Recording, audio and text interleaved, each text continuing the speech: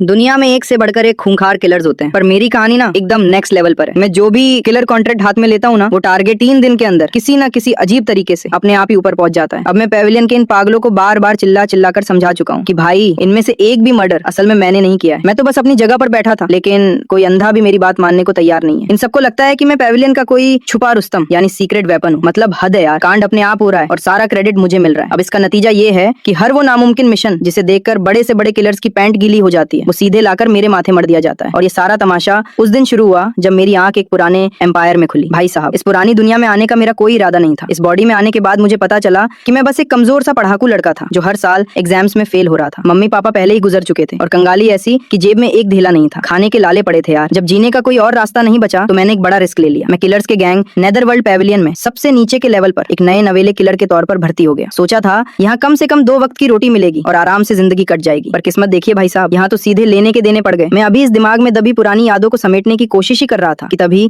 उस काल कोठरी का भारी लोहे का दरवाजा खुला। काले रंग की एक शानदार और कड़क कॉम्बैट ड्रेस पहने वो औरत रूम के अंदर आती है। उसने आते ही एकदम कड़क आवाज में कहा, टाइम खत्म हुआ, आखिरी सिलेक्शन अब शुरू होता है। भाई साहब, ये कोई और नहीं बल्कि पेविलियन की सबसे खतरनाक गोल्ड रैंक इंस्ट्रक्टर विलो थी। तभी उसके पीछे पीछे उसके आदमी एक लंबी टेबल अंदर लाते हैं और उस टेबल पर बिल्कुल लाइन से कुछ स्क्रॉल्स यानी कागज के रोल सजे हुए थे। ये कोई मामूली कागज नहीं थे, ये थे ब्रॉन्ज मर्डर ऑर्डर्स। हर एक स्क्रॉल पर एक टारगेट का नाम लिखा था और हम जैसे नए नवेले किलर्स का काम क्या था, वहां जाओ, एक स्क्रॉल उठाओ और उस टारगेट को अपने हाथों से मौत के घाट उतार दो। भाई वहां लिखा हर एक टारगेट एक फर्स्ट रेट मास्टर था। मतलब समझ रहे हो, वो लोग इतने ताकतवर थे कि उनके चारों तरफ कड़े गार्ड्स का पहरा रहता था। जैसे ही विलो ने ये बात कही, कमरे में मौजूद हर एक नए किलर की हवा टाइट हो गई। सबकी सांसें ऊपर की ऊपर और नीचे की नीचे रह गई। अब आप खुद ही सोचो, स्कारफेस जो हम सब में सबसे तगड़ा फाइटर माना जाता था, वो खुद सिर्फ एक 3rd रेट फाइटर था। अब एक 3rd रेट बंदे को किसी 1st रेट मास्टर को मारने के लिए भेजना मतलब सीधे सीधे उसे कुएं में धकेलना था। उसकी मौत पक्की थी। विलो ने अपनी ठंडी और जानलेवा नजरें पूरे कमरे पर घुमाई और पूछा, तो सबसे पहले कौन जाएगा? उसकी ये बात सुनते ही उस पूरी जेल में ऐसा सन्नाटा छा गया कि मानो सबकी धड़कनें रुक गई हों। कमरे में कोई भी अपनी जगह से हिलने की हिम्मत तक नहीं कर रहा है। यहाँ तक कि उस स्कारफेस के माथे पर भी पसीने की बूंदें चमक रही हैं। भाई वो खतरनाक जरूर है, लेकिन बेवकूफ नहीं है। उसे अच्छी तरह पता है कि इस टेबल से कोई भी स्क्रॉल उठाने का मतलब है सीधे अपनी मौत को दावत देना। अब जहाँ तक मेरी बात है तो भाई साहब, डर के मारे मेरे पैर ढीले हो चुके हैं। मैं ऊपर से नीचे तक बुरी तरह कांप रहा हूँ। मेरा दिमाग चिल्ला चिल्ला कर कह रहा है कि यहाँ से जितनी दूर हो सके भाग जाओ। लेकिन यार मेरी किस्मत तो देखिए, मैं जितना ज्यादा डर रहा हूँ मेरा ये शरीर उतना ही कम मेरी बात मान रहा है। अचानक मेरे घुटने पूरी तरह मुड़ जाते हैं और मैं खुद को संभाल नहीं पाता। मैं बेकाबू होकर सीधे आगे की तरफ गिरता हूँ। लो भाई, मैं सीधे जाकर गिरा उस लंबी टेबल के ठीक सामने, एकदम मुंह के बल। अब इतनी भयंकर घबराहट में खुद को जमीन से उठाने और संभालने के लिए मैं जैसे ही अपने हाथ आगे बढ़ाता हूँ, मेरा वो हाथ सीधे जाकर एक खुले हुए स्क्रॉल पर पड़ जाता है। ओ भाई, देखते ही देखते पूरे कमरे में ऐसा सन्नाटा छा गया कि सुई भी गिरे तो आवाज आ जाए। वहां मौजूद हर एक किलर की आंखें फटी की फटी रह गईं और सबकी नजरें सीधे मुझ पर आकर टिक गईं। वो स्कारफेस भी एक पल के लिए एकदम सन्न रह गया, मानो उसे अपनी आंखों पर यकीन ही नहीं हो रहा हो। पर अगले ही पल उसके चेहरे पर एक बहुत ही गंदी और मजाकिया मुस्कान फैल जाती है, जैसे वो मन ही मन कह रहा हो, चलो एक बकरा तो मिला। इतना बड़ा बेवकूफ है यार ये, अपने हाथों से अपनी कब्र खोद रहा है। लो भाई, इस बेचारे का तो काम तमाम हो गया। इसने सचमुच बेयर किंग यानी भालू राजा वाला कॉन्ट्रैक्ट चुन लिया। चारों तरफ से ऐसी ही बातें आ रही थी। अब आप पूछेंगे कि बेयर किंग कौन है? भाई साहब, उसका असली नाम है ब्रूनो। वो एक ऐसा जबरदस्त और माहिर योद्धा है जिसकी साख इतनी खतरनाक है कि लोग उसका नाम सुनकर कांपते हैं। उसका शरीर लोहे जैसा है जिसे अच्छे से अच्छे ब्लेड भी मुश्किल से खरोच पाते हैं। तो भाई ये पढ़ाकू लड़का उसे किस चीज से मारेगा? अपने दांतों से?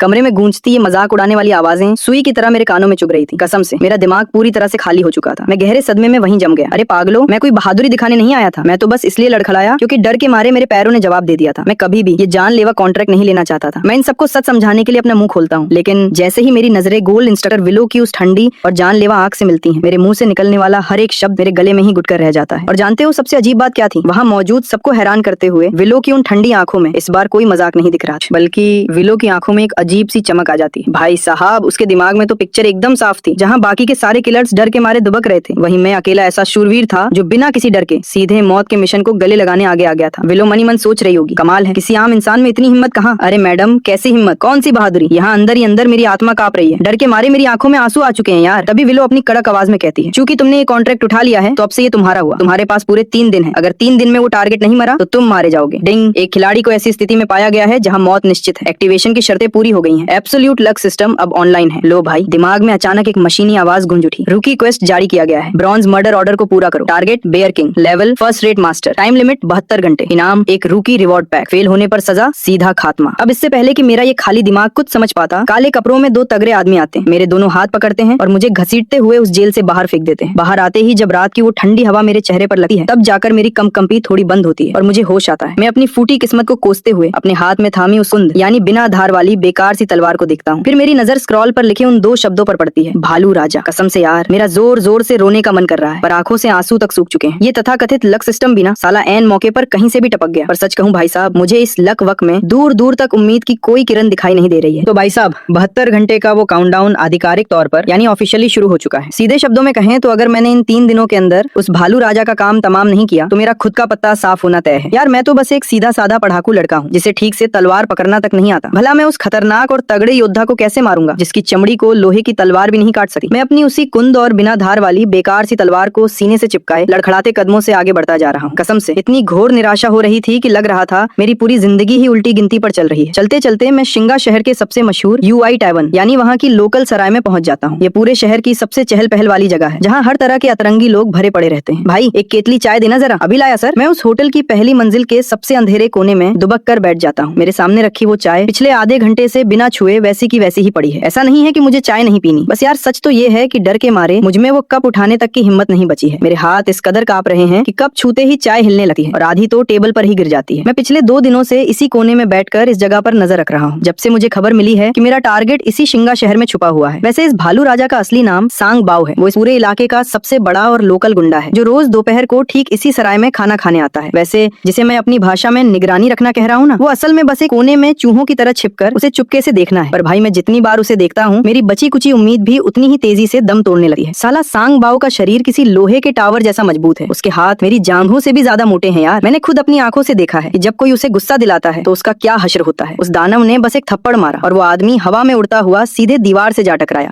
उसे मार गिराने का मेरा कोई चांस है क्या? दूर दूर तक नहीं। मेरी ये बिना धार वाली तलवार तो उसका कुछ नहीं बिगाड़ सकी और अगर मेरे पास कोई चमचमाती हुई जादुई तलवार भी होती ना तो वो भी उस राक्षस पर एक खरोंच तक नहीं ला पाती। तभी अचानक मेरी नजर दिमाग में चल रहे टाइमर पर पड़ती है। सिस्टम के काउंटडाउन में अब 10 घंटे से भी कम का समय बचा है। अगर मैंने अभी इसी वक्त कुछ नहीं किया तो वो साला सिस्टम मुझे हमेशा के लिए इस दुनिया से मिटा देगा। यार वैसे भी मेरा मरना तो अब तय ही है, तो फिर डरना कैसा। मैं गुस्से में अपने दांत पीसता हूँ और आखिरी बार मरने मारने के लिए तैयार हो जाता हूँ। मन में बस एक ही जिद है कि अगर मैं मरूंगा तो साले उस भालू राजा को भी अपने साथ ही ऊपर लेकर जाऊंगा। लेकिन भाई साहब, मैं मन में चाहे जितनी भी हिम्मत जुटा लूं, मेरे अंदर का ये डर मेरे हाथ पैरों को और भी जोर से कपा देता है। मैं एक लंबी गहरी सांस लेता हूँ और खुद को शांत करने के लिए सामने रखी चाय पीने की कोशिश करता हूँ। पर जैसे ही कप उठाता हूँ मेरे हाथ इस कदर कांपते हैं कि पूरी की पूरी चाय फर्श पर गिर जाती है। सराय के दरवाजे पर कुछ जोरदार और बेहद घमंडी आवाजें गूंज होती हैं। एक विशालकाय लोहे के टावर जैसा दानव सबको धक्का देते हुए अकड़ के साथ अंदर आता है। हाँ भाई, ये कोई और नहीं, खुद सांग बाओ है, यानी हमारा टारगेट भालू राजा। आज तो साले का मूड बहुत ही कड़क लग रहा है। खुशी के मारे उसका वो गंदा चेहरा चमक रहा है। वो अपने चमचों की पूरी पलटन के साथ अंदर घुसता है और आते ही चिल्लाता है, आज बढ़िया वाइन लाओ और साथ में खूबसूरत औरतें भी होनी चाहिए। तभी उसका एक चमचा चिल्लाकर सबको धमकाता है, भालू राजा आ गए हैं, सबके सब रास्ते से हट जाओ वरना जिंदा गाड़ दिए जाओगे। उसे देखते ही मेरा दिल इतनी जोर से धड़कने लगता है कि मानो छाती चीर कर बाहर आ जाएगा। पूरा का पूरा डर फिर से मेरे अंदर भर जाता है। यार मैं उसके पास जाने की हिम्मत तो दूर, उसे आंख उठाकर देखने की भी औकात नहीं महसूस कर रहा हूँ। वो चारों तरफ से हथियारों से लैस गार्ड से घिरा हुआ है। अगर मैं उसके पास पहुंचने की कोशिश भी करूँ ना तो उसके चमचे मुझे हवा में ही उड़ा देंगे। मैं डर के मारे एकदम सिकुड़ जाता हूँ और दिल ही दिल में दुआ मानता हूँ कि काश मैं इस मेज के नीचे छिपाता। अब कहानी में एक और ट्विस्ट देखिए। इसी होटल की दूसरी मंजिल पर वो गोल्ड इंस्ट्रक्टर विलो खिड़की के पास बैठी हुई थी। उसकी तीखी नजरें नीचे हो रही हर एक छोटी से छोटी हरकत पर टिकी हुई थी। दरअसल वो यहाँ अपनी मर्जी से नहीं आई थी। उसे पेविलियन के बड़े लीडर ने ऑर्डर दिया था कि जाओ और उस रहस्यमयी नए खिलाड़ी पर नजर रखो जिसने पक्की मौत वाले इस सुसाइड मिशन को बिना हिचकिचाहट के स्वीकार कर लिया था। लेकिन भाई साहब, पिछले 2 दिनों से लगातार देखने के बाद भी विलो ने क्या पाया कि मैं सिर्फ इस कोने में बैठकर चाय गिरा रहा हूँ, डर के मारे कांप रहा हूँ और इसके अलावा मैंने हिलने तक की कोशिश नहीं की है। अब विलो को भी धीरे धीरे मुझसे घोर निराशा होने लगी थी। वो मन ही मन खिड़की से थूकते हुए सोच रही होगी, कमाल है, क्या ये लड़का सच में बस एक लापरवाह और नंबर 1 का बेवकूफ है। भाई साहब, अगले ही पल दूसरी मंजिल पर बैठी विलो की आंखें अचानक सिकुड़ जाती हैं। वो नीचे फर्श पर गिरी हुई मेरी उस चाय को बहुत ध्यान से देखती है और जानते हो क्या, वो जगह ठीक उसी रास्ते पर थी जहाँ से सांग बाओ रोज गुजरता था। वो हमेशा ऊपर अपनी VIP सीट पर जाने के लिए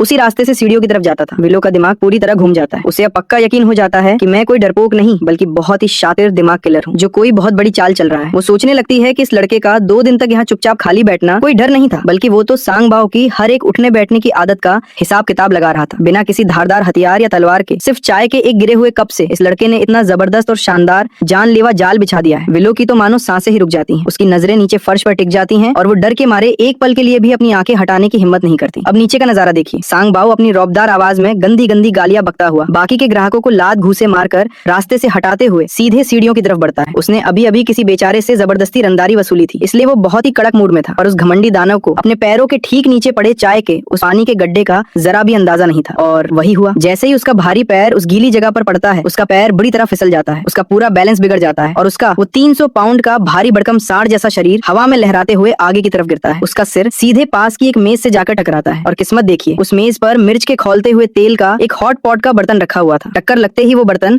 हवा में पलट जाता है और वो उबलता हुआ लाल मिर्च का तेल सीधे सांग बाओ के चेहरे पर गिर जाता है। वो दानव दर्द के मारे पागलों की तरह चीख उठता है। भाई साहब, एक फर्स्ट रेट मास्टर की आयरन बॉडी चाहे जितनी भी तगड़ी हो, पर खुली आंखों में गिरते हुए खौलते मिर्च के तेल का सामना कोई भी नहीं कर सकता। दर्द से तड़पते हुए वो अंधा हो जाता है और फर्श पर इधर उधर हाथ पैर पटकने लगता है। पर रुकिए भाई साहब, असली मौत का तांडव तो अभी शुरू ही हुआ है। तड़पते तड़पते सांग बाओ पास में बैठी एक सवारी से टकरा जाता है, जिसके हाथ में तेज शराब की एक बड़ी बोतल थी। वो शराबी सीधे सांग बाओ के ऊपर गिरता है। बोतल चकनाचूर हो जाती है और सांग बाओ सिर से लेकर पैर तक उस तेज शराब में पूरी तरह भीग जाता है। अब वो दर्द के मारे अंधा होकर पागलों की तरह भागता है और कोने में रखे अगरबत्ती जलाने वाले एक भारी बर्तन को जोर से गिरा देता है। बर्तन गिरते ही दहकते हुए अंगारे और राख हवा में फैल जाते हैं और उनमें से सिर्फ एक छोटी सी चिंगारी सीधे उसके शराब से भीगे हुए शरीर पर जा गिरती है।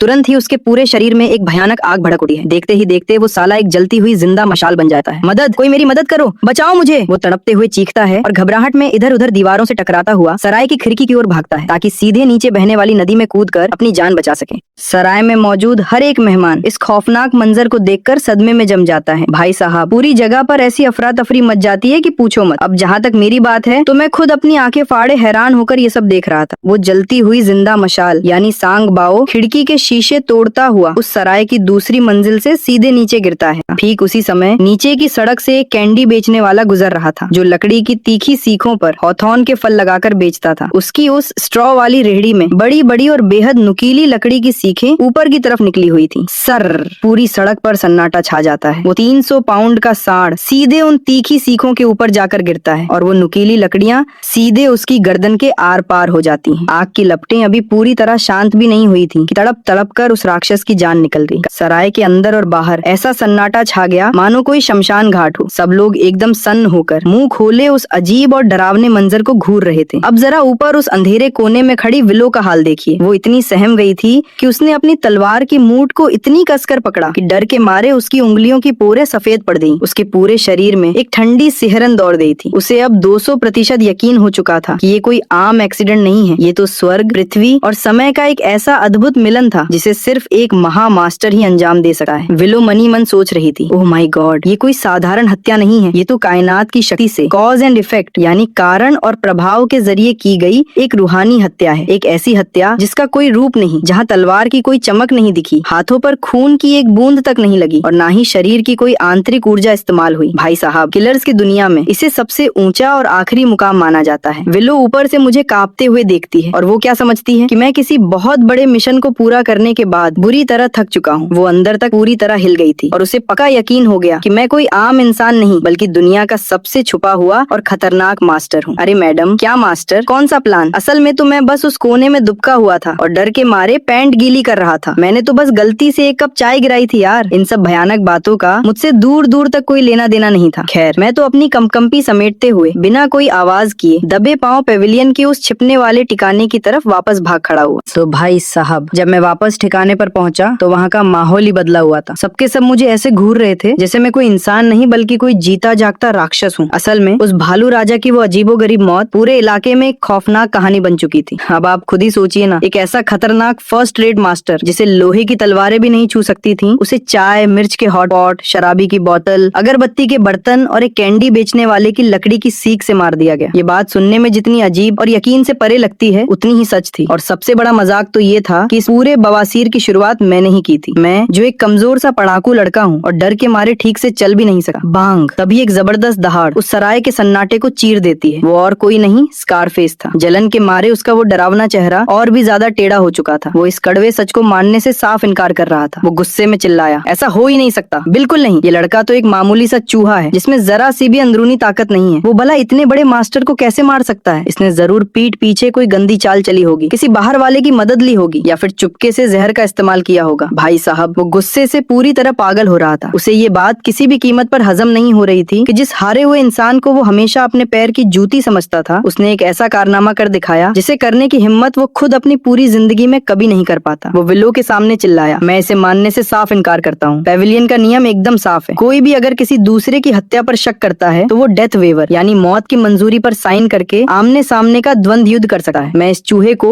इसी वक्त 1-on-1 फाइट के लिए चैलेंज करता हूँ। ओ भाई, जैसे ही मेरे कानों में वो द्वंद्व युद्ध यानी मरने मारने वाली फाइट का शब्द पड़ा, डर के मारे मेरी रूह कांप गई। मैं बुरी तरह घबराकर पागलों की तरह अपने दोनों हाथ हिलाने लगा कि नहीं भाई, मुझे कोई फाइट वाइट नहीं करनी। मैं तो बस चुपचाप हार मानकर पीछे हटना चाहता था ताकि इस सटके हुए पागल आदमी से जितनी दूर हो सके भाग सकूं। इसी चक्कर में मैं अनजाने में ही घबराहट में पीछे की तरफ हटने लगा। पर यार, मेरी फूटी किस्मत तो हमेशा की तरह अपना काम करने के लिए तैयार बैठी थी। अचानक मेरा पैर डगमगाया और मेरा पूरा बैलेंस बिगड़ गया। जैसे ही मैं लड़खड़ाकर पीछे की तरफ गिरा, मेरे जूते की नोक जमीन पर पड़े एक छोटे से पत्थर से जाकर टकरा दी। जैसे ही मेरा पैर कंकड़ से टकराया, वो छोटा सा पत्थर एकदम सटीक एंगल से हवा में उड़ता है और सीधे जाकर टकराता है छज्जे के नीचे लटके एक ततैया के भारी भरकम छते से। टक्कर लगते ही वो ततैया का विशाल छत्ता जमीन पर आ गिरता है और उसमें से सैकड़ों गुस्से से लाल पीले हुए ततैये पागल फौज की तरह बाहर निकल आते हैं। अब इधर हमारे स्कारफेस भाई तो अभी भी अपनी उसी पुरानी अकड़ में चूर थे, अपना सिर पीछे की ओर झुकाए एकदम हीरो की तरह छाती फुलाए खड़े थे। उन्हें अपने सिर के ऊपर मंडरा रहे इस जानलेवा खतरे का दूर दूर तक जरा सा भी अंदाजा नहीं था। तभी वो गुस्से से भरा ततैयों का झुंड एक आले तूफानी बादल की तरह सीधे उसके ऊपर टूट पड़ता है। अरे ये क्या बकवास है? स्कारफेस के चेहरे पर अचानक खुजली होती है। वो बिना सोचे समझे पागलों की तरह हवा में हाथ मारता है और भाई साहब, हाथ मारना तो आग में घी का काम कर गया। ततैये और भी ज्यादा भड़क गए। तभी उस पूरे आंगन में एक दिल दहला देने वाली दर्दनाक चीख गूंज उठती है। स्कारफेस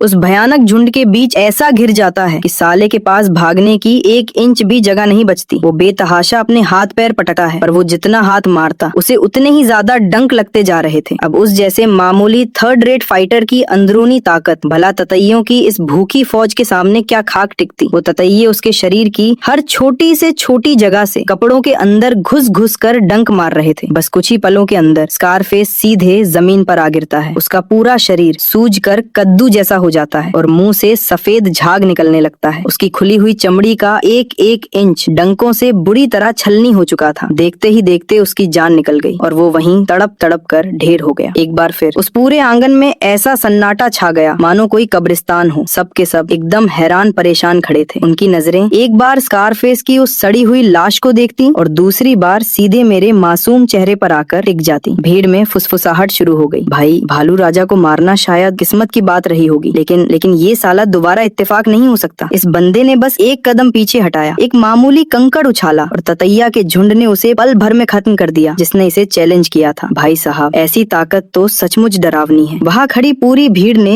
एक साथ अपनी सांसें रोक ली। सबके दिल डर और हैरानी से कांप रहे थे। तभी पेविलियन के ब्रांच मास्टर खुद अंदर के हॉल से बाहर निकले। दरअसल उन्होंने ये पूरा तमाशा अपनी आंखों से लाइव देखा था। उनकी आंखें भी हैरानी के मारे फटी की फटी रह गई थी। वो गदगद होकर चिल्लाए, कमाल है, एक छोटा सा कंकड़ ट्रिगर बना और ये खुली हवा इस मास्टर का हथियार। बिना खून की एक बूंद बहाए दुश्मन को ठिकाने लगाने का क्या लाजवाब तरीका है। हमारे शुचन का हुनर सचमुच बेमिसाल है। इसका ये शातिर दिमाग किसी भी राक्षस से ज्यादा तेज है। इसलिए तुरंत प्रभाव से शुचन को सीधे गोल्ड रैंक किलर के पद पर प्रमोट किया जाता है। आज से इसका रुतबा हमारे ब्रांच एल्डर के बराबर होगा। ओ भाई साहब, जैसे ही ये अनाउंसमेंट हुई पूरे कमरे में भयंकर हलचल मच गई। एक ऐसा नया नवेला किलर जो कल भर्ती हुआ था, वो बिना एक भी तलवार चलाए सीधे टॉप के गोल्ड रैंक पर पहुंच गया। पेविलियन के पूरे इतिहास में आज तक ऐसा कभी नहीं हुआ था। पर इधर मेरा हाल सुनिए, मैं पूरी तरह से जम चुका था। मेरा ये छोटा सा दिमाग कुछ भी समझ नहीं पा रहा था। मैं पूरी तरह से खोया हुआ था और मन ही मन रो रहा था कि अरे ओ ब्रांच मास्टर के दादा, मैं तो बस डर के मारे पीछे हटा था यार। ये गोल्ड वर्ल्ड रैंक हटाओ और मुझे घर जाने दो। तभी ब्रांच मास्टर विलो की तरफ देखकर अपना अगला फरमान सुनाते हैं। विलो, आज से तुम इस नौसिखिया ट्रेनिंग की ड्यूटी से पूरी तरह आजाद की जाती हो। अब से तुम हमारे इस नए गोल्ड रैंक मास्टर शुचन के साथ रहोगी, उसकी पर्सनल दासी बनकर, और इसके पल पल की हर जरूरत का खास ख्याल रखना तुम्हारा काम होगा। भाई साहब, ये सुनते ही विलो का दिल जैसे बैठ गया। उसे एक पल के लिए तो लगा कि उसे कोई बहुत बड़ी सजा मिल रही है। एक गोल्ड रैंक इंस्ट्रक्टर को रातों रात रात एक नौसिखिया लड़के की दासी बना दिया गया। सुनने में तो ये बहुत बड़ी बेइज्जती लग रही थी ना, लेकिन विलो जैसी शातिर औरत तुरंत ब्रांच मास्टर की इस चाल का असली मतलब समझ जाती है। वो जानती थी कि ये बेइज्जती नहीं बल्कि उसकी जिंदगी का सबसे बड़ा बम्पर मौका है। ब्रांच मास्टर उसे कोई सजा नहीं दे रहे थे, बल्कि वो तो उसे एक ऐसे किलिंग गॉड यानी कातिल देवता के साथ भेज रहे थे जो बिना हथियार चलाए मर्डर करने की कला में पूरी दुनिया का बाप है। विलो मन ही मन खुश हो जाती है कि उसे इस महा मास्टर से बहुत कुछ सीखने को मिलेगा। वो तुरंत अपना सिर झुकाती है और कहती है, जी मास्टर, मैं अच्छी तरह समझ गई। उसकी आवाज में एक्साइटमेंट की हल्की सी कंपी साफ महसूस हो रही। अरे भाई साहब, इधर मेरा हाल देखिए। मैं तो पूरी तरह से हैरान परेशान, अंदर से पूरी तरह टूट चुका था। मेरा दिल चिल्ला रहा था कि यहाँ से बस भाग जाओ। यार, एक बेहद ठंडी, खतरनाक और जानलेवा औरत अब 24 घंटे मेरी दासी बनकर मेरे सिर पर मंडराने वाली थी। उसकी तो बस एक नजर ही मेरे इन कमजोर पैरों को कंपाने के लिए काफी थी। अब हर दिन हर रात उसके साथ रहना, भाई मैं ये टॉर्चर बिल्कुल नहीं सह पाऊंगा। मैं इस दासी वाले ऑफर को मना करने के लिए जैसे ही अपना मुंह खोलता हूँ कि तभी ब्रांच मास्टर बीच में ही चांदी का एक चमचमाता हुआ सिल्वर स्क्रॉल मेरी तरफ आगे बढ़ा देते हैं। शुचन, चूंकि तुम्हारा प्रमोशन हो चुका है तो ये रहा तुम्हारा नया काम। ये एक सिल्वर रैंक का बेहद खास और सीक्रेट मिशन है जिसे पूरे पेविलियन में आज तक कोई और किलर हाथ लगाने की हिम्मत नहीं कर पाया, पर अब ये सिर्फ तुम्हारा है। तुम्हारा नया टारगेट है इस देश का पर्सनल मिनिस्टर, फर्स्ट रैंक का सबसे बड़ा अधिकारी, मिनिस्टर वॉल्टर। क्या? लो भाई, लग गए। मैं उस सिल्वर स्क्रॉल को अपने कांपते हाथों में पकड़ता हूँ और फिर विलो की तरफ देखता हूँ जो पहले ही से मेरी दासी की भूमिका में एकदम ढल चुकी थी। उस रात मुझे पेविलियन के एक बहुत ही आलीशान और शानदार वीआईपी गेस्ट रूम में ठहराया जाता है। वो आलीशान कमरा और वहाँ वो विलो, भाई साहब, बिस्तर ठीक करना हो, चाय डालना हो, वो पूरी तरह से समर्पित होकर एकदम एक आदर्श और संस्कारी नौकरानी की तरह काम में जुटी हुई थी। पर इधर मेरी हालत देखिए, मैं कमरे में एक जगह चैन से टिक भी नहीं पा रहा हूँ। कसम से ऐसा लग रहा था जैसे मेरी पीठ में किसी ने सुइया चुभा दी हो। मुझे अपनी ही बॉडी में इतनी भयंकर बेचैनी महसूस हो रही थी कि क्या बताऊं। मैंने घबराते हुए कहा, अरे विलो, तुम्हें इतनी परेशान होने की बिल्कुल जरूरत नहीं है यार, मैं ये सब खुद ही संभाल लूंगा। पर विलो कुछ नहीं कहती। वो चुपचाप मेरे नहाने का पानी तैयार करती है और फिर बिल्कुल शांत होकर एक कोने में खड़ी होकर मेरा इंतजार करने लगती है। भाई साहब, उसे वहाँ खड़ा देखकर मेरा पूरा चेहरा शर्म से टमाटर की तरह लाल हो जाता है। आज तक किसी महिला ने मेरे लिए इतनी नजदीकी सेवा कभी नहीं की थी, और वो भी कोई ऐसी वैसी औरत नहीं, बल्कि एक ऐसी खतरनाक लेडी किलर जो बिना पलक झपकाए किसी की भी जान ले सकती हो। अब नहाने के लिए मैं धीरे धीरे अपना बाहरी लबादा यानी अपने कपड़े उतारता हूँ। कपड़े उतरते ही शीशे में मेरा शरीर दिखता है, एकदम पीला, दुबला पतला, जिसमें बॉडी या मांसपेशियों का दूर दूर तक कोई नामो निशान नहीं था। बिल्कुल एक कमजोर और सुकड़े हुए पढ़ाकू लड़के जैसा शरीर, एक ऐसा बिल्कुल साधारण आदमी जिसे मार्शल आर्ट्स की ABCD भी नहीं पता थी। पर जैसे ही विलो मेरे इस दुबले पतले शरीर को देखती है, उसका दिमाग पूरी तरह से सुन्न हो जाता है। उसकी पूरी दुनिया को देखने का नजरिया ही रातों रात बदल जाता है। विलो मन ही मन सोचने लगती है, ओ माय गॉड, बिना किसी आंतरिक ऊर्जा वाला एक ऐसा साधारण दिखने वाला आदमी कैसे एक इतने बड़े फर्स्ट रेट मास्टर को मौत के घाट उतार सकता है, और कैसे एक मामूली कंकर से ततैया के झुंड को बुलाकर दुश्मन का सफाया कर सकता है। ये तो मार्शल आर्ट्स के हर एक नियम के बिल्कुल खिलाफ है। इस बात का कोई भी लॉजिकल कारण समझ नहीं आता। तभी विलो के शातिर दिमाग में एक ऐसा चौंकाने वाला विचार आता है जिससे उसके पूरे के पूरे शरीर में एक खौफनाक सिहरन दौड़ जाती है। उसे याद आता है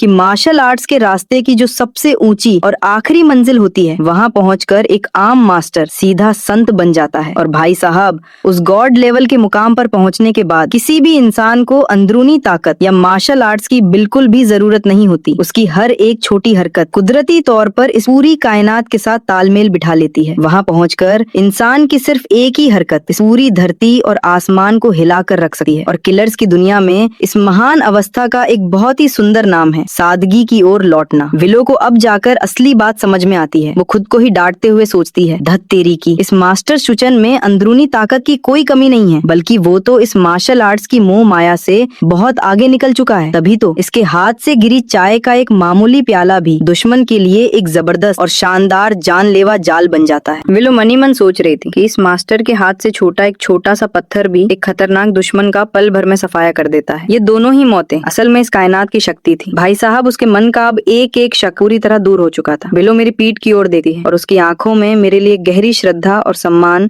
साफ झलक रहा था। पहले तो उस मैडम को लग रहा था कि दासी बनकर रहना उसकी काबिलियत की बर्बादी है, पर अब साहिबा को अच्छे से समझ आ चुका था कि ये तो उसकी जिंदगी में सिर्फ एक बार मिलने वाला महा बम्पर मौका है, एक ऐसे महान गुरु का साथ पाने का जिन्होंने सादगी को अपना लिया है। वो सोच रही थी कि ऐसे महापुरुष के लिए चाय डालना भी उसके पिछले 3 जन्मों की तपस्या का फल है। विलो अब मेरे इस सुकड़े हुए शरीर से पूरी तरह इम्प्रेस हो चुकी चुकी थी। वो अपना सिर झुकाती है और उसकी कड़क आवाज अचानक पानी की तरह एकदम कोमल हो जाती है। अब यार उसकी इस अचानक आई नरमी से मेरे पूरे शरीर में एक अजीब सी सिहरन दौड़ जाती है। मैं पूरी तरह उलझन में हूँ। मुझे दूर दूर तक कोई अंदाजा नहीं था कि इस औरत ने अपने दिमाग में मेरे लिए क्या अजीबोगरीब और अतरंगी खिचड़ी पका ली है। खैर अगली सुबह मेरी आंख एक बहुत ही खौफनाक और बुरे सपने की वजह से खुलती है। मैं हांफते हुए और ठंडे पसीने में भीगा हुआ जाता हूँ। सपने में मैंने देखा कि मैं अपनी वही बिना धार वाली बेकार तलवार पकड़े उस बड़े मिनिस्टर वॉल्टर की हत्या करने के लिए चुपके से उसके महल में घुस रहा हूँ कि तभी कुछ भारी भरकम गार्ड्स ने मुझे पीछे से दबोच लिया और कुत्ते की तरह जमीन पर घसीटने लगे और आखिर में उस साले मिनिस्टर ने खुद मुझे तड़पा तड़पा कर 1000 कट मारने की खौफनाक सजा दे दी। मैं डर के मारे पसीने से लथपथ होकर झटके से बिस्तर पर उठा हूँ। मेरा दिल किसी बुलेट ट्रेन की तरह जोरों से धड़क रहा था। और भाई साहब असली झटका तो जागने के बाद लगा। जैसे ही मैं अपनी आंखें खोलता हूँ मुझे एक ठंडा और बेहद खूबसूरत चेहरा ठीक अपने सामने बस 1 इंच की दूरी पर दिखाई देता है। अरे बाप रे, मैं बुरी तरह चौंक कर चीख पड़ता हूँ और सीधे बिस्तर से उछलकर दूर खड़ा हो जाता हूँ। क्या क्या कर रही हो तुम सुबह सुबह? भूत की तरह सिर पर क्यों खड़ी हो? मैं कांपती उंगलियों से विलो की तरफ इशारा करता हूँ। विलो बिना कोई रिएक्शन दिए चुपचाप अपनी नजरें नीचे झुका लेती है। उसके हाथों में तांबे का एक भारी बर्तन था जिसमें से भाप छोड़ता हुआ गर्म पानी बाहर आ रहा था। वह बिल्कुल शांत होकर कहती है, युवा मालिक सुबह हो चुकी है, आपके मुंह हाथ धोने का समय हो गया है। उसकी आवाज हमेशा की तरह एकदम सपाट और ठंडी थी, लेकिन कसम से यार विलो की आंखों में मुझे बारीकी से परखने की एक हल्की सी झलक दिखाई दे रही थी। तब जाकर आखिरकार इस छोटे से दिमाग को समझ आता है कि भाई ये औरत अब सचमुच मेरी पर्सनल दासी बन चुकी है। मैं बिना कोई टाइम गवाए जल्दी से बिस्तर से उठता हूँ, तौलिया उठाता हूँ और उसे पागलों की तरह बेतरतीबी से अपने चेहरे पर रगड़ लेता हूँ। बस भाई इसी को मैं अपना मुंह हाथ धोना मान लेता हूँ। विलो कोने में खड़ी होकर मेरी इस भयंकर हड़बड़ाहट को बिल्कुल चुपचाप और ध्यान से देखती रहती है। अब विलो के दिमाग का दही देखिए। वो मनी मन सोच रही थी, ओह माय गॉड, हमारे युवा मालिक में सचमुच गजब का आत्मनियंत्रण यानी गॉड लेवल का सेल्फ कंट्रोल है। कल रात 2-2 लोगों को इतनी बेरहमी से ठिकाने लगाने के बाद भी इनके चेहरे पर गुस्से की एक छोटी सी झलक तक नहीं है और ना ही किसी को जान से मारने की कोई गंदी मंशा। खुद के जज्बातों पर ऐसा जबरदस्त काबू, कसम से मैंने अपनी पूरी जिंदगी में ऐसी चीज के बारे में कभी नहीं सुना। और हाँ, अभी अभी सोते से जागते ही जो इनकी वो जोरदार चीख निकली थी वो कोई डर वर नहीं था, वो तो असल में कोई बहुत ही अनोखी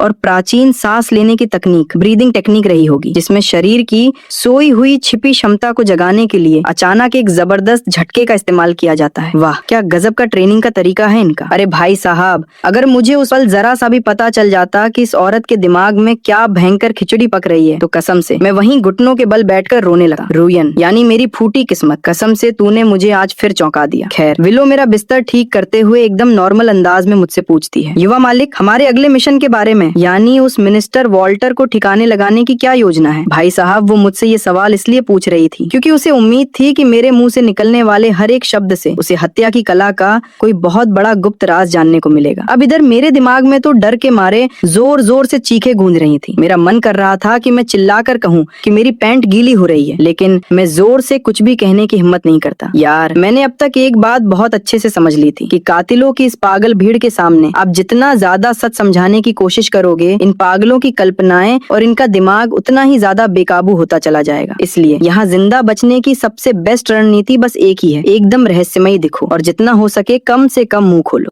सिचुएशन को संभालने के लिए मैं अपनी पूरी कोशिश करता हूँ। टीवी ड्रामा के किसी बहुत बड़े और समझदार बूढ़े उस्ताद की तरह एक्टिंग करते हुए मैं धीरे से खिड़की के पास जाता हूँ, अपने दोनों हाथ पीछे की तरफ बांधता हूँ और अपनी नजरें सीधे 45 डिग्री ऊपर आसमान की ओर टिकाकर बहुत ही धीरे से एक आह भरता हूँ। कसम से यार ये आह सचमुच बहुत लंबी और भारी थी, निराशा और घोर लाचारी से भरी, एकदम मेरे टूटे हुए दिल से निकली हुई एक सच्ची आह। लेकिन अब उस सटकी हुई विलो का दिमाग देखिए भाई साहब, उसे ये आह 9वें आसमान से आती हुई किसी ऐसी दैवीय शक्ति जैसी लगती है जिसका मतलब बहुत ही ज्यादा गहरा हो। विलो का दिल जोर जोर से धड़कने लगता है। दरअसल पेविलियन के हत्यारों के बीच एक पुरानी कहानी बहुत मशहूर है कि जब कोई गॉड लेवल का कातिल किसी टारगेट को खत्म करने का पक्का इरादा कर लेता है और उसकी मौत का बिल्कुल सही पल अपनी दिव्य आंखों से देख चुका होता है तो वो बस ऐसे ही आसमान को देखकर एक लंबी आह भरता है। ये एक ऐसी जिंदगी के लिए आह है जो बस अब खत्म होने वाली, यानी मौत की सजा की शुरुआत। विलो मन ही मन सोचकर थर थर कांपने लगी कि ओ माय गॉड, हमारे युवा उस्ताद मिनिस्टर वॉल्टर की मौत की बिल्कुल सही तारीख और समय देख चुके हैं। और कमाल की बात देखिए, इन्हें ये कॉन्ट्रैक्ट लिए हुए सिर्फ एक रात ही हुई है। वह बहुत ही सहमी हुई आवाज में कहती है, युवा उस्ताद। विलो की आवाज सचमुच थोड़ी कांप रही थी। वो आगे बोलती है, मिनिस्टर वॉल्टर इस पूरे शाही दरबार के सबसे ऊंचे ओहदे वाले अधिकारी हैं। उनके महल पर इतनी कड़ी सुरक्षा है कि परिंदा भी पर नहीं मार सका। और तो और अफवाह है कि उन्होंने 2 पीक सेकंड रेट उस्तादों को यानी मार्शल आर्ट्स के बहुत बड़े दिग्गजों को अपनी पर्सनल सुरक्षा में 24 घंटे तैनात रखा है। कोई आम कातिल तो उनके महल की दीवार तक नहीं चढ़ सकता, अंदर घुसने की तो बात ही बहुत दूर की है। भाई साहब, वो तो अपनी तरफ से मुझे चेतावनी देने की कोशिश कर रही थी कि ये टारगेट बहुत ज्यादा मुश्किल है, वहाँ मत जाओ। लेकिन उसकी ये बात सुनकर तो इधर मेरा दिल और भी बुरी तरह बैठ जाता है। अरे भाई साहब, बहुत बढ़िया, बहुत ही जबरदस्त। मतलब न सिर्फ वो जगह किसी अभेद्य किले जैसी है, बल्कि वहाँ दो पीक सेकंड रेट के दानव भी पहरा दे रहे हैं। अब आप ही बताइए, मैं सुसाइड मिशन को कैसे पूरा करूंगा? मैं इतना ज्यादा भयंकर तनाव और टेंशन में आ जाता हूँ कि अनजाने में ही डर के मारे खिड़की के सामने खड़े खड़े अपना माथा रगड़ने लगा हूँ। यार, ये माथा रगड़ने की आदत ना मैंने अपनी पिछली जिंदगी में सीखी थी, जब एग्जाम्स के पेपर लिखते लिखते टेंशन के मारे मेरे बाल झड़ने लगे थे। लेकिन अब इस पागल विलो की आंखों से देखिए, मेरा ये सबसे नॉर्मल और साधारण सा इशारा भी उसके दिमाग में एक बिल्कुल ही अलग और खतरनाक रूप ले लेता है। विलो मेरी उस पतली और झुकी हुई पीठ को घूरती है और कसम से उसकी आंखों में मेरे लिए जो श्रद्धा थी ना, वो अब छलकने ही वाली थी। वो एक गहरी सांस लेती है और मेरी पीठ के पीछे बहुत ही गहराई से झुकते हुए कहती है, युवा मास्टर, आपको खुद को इस तरह परेशान करने की या अपना माथा रगड़ने की बिल्कुल भी जरूरत नहीं है। मिनिस्टर के महल में चुपचाप अंदर घुसना और वहाँ का पता लगाना, ये सब तो बहुत छोटे और पैरों के काम है। आप ये काम मुझ पर छोड़ दीजिए। आप बस यहीं आराम से बैठें और बिल्कुल सही समय का इंतजार करें। अरे, इससे पहले कि मैं मना करने के लिए अपना मुंह खोल पाता या कोई जवाब दे पाता, वो हवा में धुंधली हो गई। अब उस बड़े से कमरे में बिल्कुल अकेला मैं बेचैनी से भरा हुआ सदियों जैसा लंबा लगने वाला इंतजार करता रहता हूँ। काफी टाइम हो गया पर विलो अभी तक वापस नहीं आई। तभी चूहे कूदने की वजह से मेरा पेट जोर जोर से गुर्राने लगता है। अब भूख के मारे मुझसे रहा नहीं जाता तो मैं खुद में थोड़ी हिम्मत जुटाता हूँ और खाने के लिए कुछ ढूंढने की उम्मीद में दबे पांव कमरे से बाहर निकल जाता हूँ। पर भाई साहब, जैसे ही मैं कमरे से बाहर कदम रखता हूँ, मेरे होश उड़ जाते हैं। पूरा का पूरा आंगन लोगों से खचाखच भरा हुआ था और वो कोई आम लोग नहीं थे। इस पूरी ब्रांच के एक से एक खूंखार हत्यारे वहाँ खड़े थे और वो सब के सब इतनी विस्मयकारी यानी खौफनाक और डरी हुई नजरों से मेरी तरफ देख रहे थे कि क्या बताऊं। जैसे ही उन सब की नजरें मुझ पर पड़ती हैं, पूरा आंगन एक सेकंड में शांत हो जाता है और फिर वो सारे के सारे किलर्स एक स्वर में एक साथ अपना सिर नीचे झुकाते हैं और पूरे सम्मान के साथ चिल्लाते हैं, नमस्कार महामहिम। ओ तेरी की, मैं वहीं लड़खड़ा जाता हूँ, बुरी तरह चौंक जाता हूँ और डर के मारे लगभग फिर से अपने घुटनों के बल जमीन पर गिरने ही वाला होता हूँ। मैं अपनी कांपती हुई आवाज में थूक निगलते हुए कहता हूँ, हेलो हेलो सब लोग। हुए कहता है, हे प्रभु, क्या आप खाना खाने के लिए तैयार हैं? भोजन पहले से ही आपके लिए सज चुका है। आपको इस तुच्छ दासों से जो भी चाहिए मेरे प्रभु, बस एक बार अपने मुंह से शब्द निकालिए, हम बिना कुछ सोचे समझे आपके एक इशारे पर अपनी जान तक दे देंगे। तभी पीछे से बाकी के किलर्स भी सुर में सुर मिलाते हैं, हाँ बिल्कुल हाँ, आपकी सेवा करना मेरे प्रभु हम सबके लिए इस जन्म का सबसे बड़ा सम्मान है। मतलब हद है यार, ये वही साले हत्यारे हैं जो कल तक मेरे ऊपर गंदे गंदे कमेंट्स पास कर रहे थे, मेरा मजाक उड़ा रहे थे और आज देखो रातों रात बूट चाटने वाले कुत्तों के झुंड की तरह खुद ही मेरे पैरों में गिरे जा रहे हैं। कसम से ये पूरा का पूरा दृश्य मुझे अंदर तक हिलाकर रख देता है। मैं बिना उनका स्वाद चखे जल्दी जल्दी प्लेट से कुछ खाना अपने मुंह में ठूसता हूँ और फिर वहाँ से वापस अपने कमरे की तरफ ऐसे भागता हूँ जैसे जेल से कोई कैदी छुट्टी लेकर भाग रहा हो। कमरे में अकेले बैठकर मैं अपने दिल की धड़कनों को थामता हूँ और दिल ही दिल में आवाज लगाता हूँ, सिस्टम, ओ हेलो सिस्टम, प्रणाली बाबू, क्या तुम सचमुच यहाँ मौजूद हो? टिंग, खिलाड़ी, मैं यही हूँ। इस मिशन को एक्टिवेट करने के लिए आपको अपने टारगेट के 10 मील के दायरे के भीतर रहना होगा, तभी उल्टी गिनती सही मानी जाएगी। लो भाई, सही है। मतलब खिलाड़ी को मिशन की समय सीमा के भीतर टारगेट पर केंद्रित 10 मील के दायरे में हर हाल में घुसना होगा, जहाँ साला ये कार्य कारण का नियम यानी law of cause and effect काम करता है। तभी मेरी नजर दिमाग में चल रहे टाइमर पर पड़ती है, 17 मिनट 43 सेकंड। ओ तेरी की, इसका मतलब अगर मैं वहाँ नहीं गया तो ये मिशन अपने आप ही फेल हो जाएगा और मिशन फेल होने का सीधा और सरल मतलब है इस खिलाड़ी का हमेशा हमेशा के लिए खात्मा। किस्मत का कैसा अजीब और सटका हुआ सिस्टम है ये। लोग इसे लक सिस्टम कहते हैं पर मुझे तो ये सीधा सीधा मेरी बर्बादी का सिस्टम लगा है। मैं अभी अपनी फूटी जिंदगी पर निराश होकर लंबी लंबी आहें भर ही रहा था कि तभी अचानक खिड़की जोर से खड़खड़ाई और विलो हवा की तरह उड़कर अंदर आ गई। जैसे ही वो अंदर आई, कमरे में खून की एक हल्की सी गंध फैल गई। हालांकि उसने बहुत जल्दी उसे साफ कर दिया था। वो झुकी और बोली, यंग मास्टर, मैंने उस पूरी जगह का अच्छे से जायजा ले लिया है। मिनिस्टर वॉल्टर का घर सचमुच किसी किले की तरह पूरी तरह सुरक्षित है, जैसा कि हमें डर था। मैं चुपके से उसके बाहरी इलाके में घुस गई थी और वहाँ अंदर की थोड़ी सी गुप्त जानकारी जुटाने के लिए मैंने रास्ते में आने वाले 3 छिपे हुए पहरेदारों को हमेशा के लिए रास्ते से साफ कर दिया। अरे बाप रे, ये सुनते ही मेरा दिल लगभग धड़कना बंद ही हो गया। विलो ने आगे बताया, वो जो कुछ भी खाता है या पहनते हैं वो कई राउंड की कड़ी जांच और सुरक्षा से गुजरता है। यहाँ तक कि वो हर समय 3 मशहूर डॉक्टरों को अपने साथ ही रखता है, तभी जरा सी भी छींक आने पर उन्हें तुरंत बुलाया जा सके। वो कभी बाहर की किसी भी पार्टी या दावतों में शामिल नहीं होता और शायद ही कभी अपने घर से अकेले बाहर कदम निकालता है। उसकी रोजाना की एकमात्र एक्टिविटी बस इतनी है कि वो शाम को अपने ही बगीचे में थोड़ी देर टहलता है। विलो अपनी बात खत्म करती है और फिर बड़े सम्मान से मेरी ओर देखती है, मानो मेरे अगले मास्टर प्लान का इंतजार कर रही हो। ये सब खौफनाक बातें सुनकर मैं और भी ज्यादा गहरी निराशा के दलदल में डूब गया। एक बहुत ही लंबी और अजीब खामोशी के बाद मैं अपने कांपते होठों से बस इतना ही कह पाता हूँ, अच्छा समझ गया। भाई साहब जैसे ही विलो के कानों में मेरे ये दो शब्द पड़ते हैं, उसकी आंखों में एक अजीब सी चमक आ जाती है। वो एकदम जोश में आकर पूछती है, यंग मास्टर, तो फिर हम मिशन के लिए कब निकल रहे हैं? मैं तुरंत अपने दिमाग के कोने में चल रहे उस मनहूस सिस्टम पैनल के टाइमर पर नजर डालता हूँ। अब 40 घंटे से भी कम का समय बचा था। मेरा दिल चिल्लाकर कहता है कि बेटा, अगर तूने अब और देर की या इस काम को टाला तो तेरा खुद का टिकट कटना तय है। अब जब कोई और रास्ता बचा ही नहीं है तो मुझे जबरदस्ती अपनी बची कुची हिम्मत जुटानी होगी और कल सुबह इस सुसाइड मिशन को अंजाम देना ही होगा। मैं भारी मन से हामी भर देता हूँ, हाँ कल सुबह। पर अगले दिन अभी सुबह की पहली किरण फूटी भी नहीं थी कि वो साली विलो आती है और मुझे सीधे बिस्तर से खींचकर उठा देती है। यंग मास्टर उठिए, हमारे चलने का समय हो गया है। सच कहूँ भाई साहब, तो मेरा रति भर भी मन नहीं था वहाँ जाने का। अब आप खुद ही सोचिए ना, उस पर्सनल मिनिस्टर का घर, अगर मुझ जैसा कमजोर और सुकड़ा हुआ इंसान वहाँ पहुँच गया और गार्ड्स ने मुझे असली हत्यारा समझकर 2 हाथ जड़ दिए तो भाई साहब वो सचमुच एक कुत्ते की मौत होगी। मैंने थूक निगलते हुए दबी आवाज में कहा,